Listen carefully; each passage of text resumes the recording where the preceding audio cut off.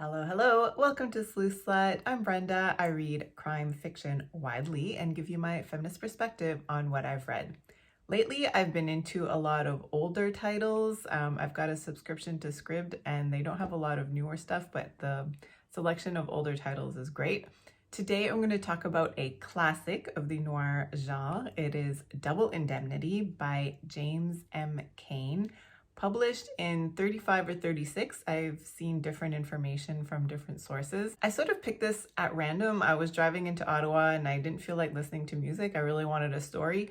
And like 35 minutes later, when I got to my dance class, I didn't want to leave the car. I wanted to keep listening, like I was completely hooked. And in spite this being a very well-known book and there being a well-known movie based on it from the 1940s, I really didn't know the story ahead of time. This is the story of an insurance salesman who goes down a strange spiral of crime, the motivation for which is sort of explained, but it's just like, it is a noir. He seems sort of helpless to go down this path. So this being a book written in the 1930s, it's very much a book of its time. There's no diversity to speak of, but what I would say in contrast to some other books, like some hardboiled detective novels that I've read from that time period, this book does not contain any racial slurs. And even the women characters are not as stereotyped as you would think. And that's all I'm going to say. Like, there's an interesting psychological aspect to this book that I wasn't expecting. It's not a very violent book. There is a murder, obviously, but it's more of a psychological thing with this book.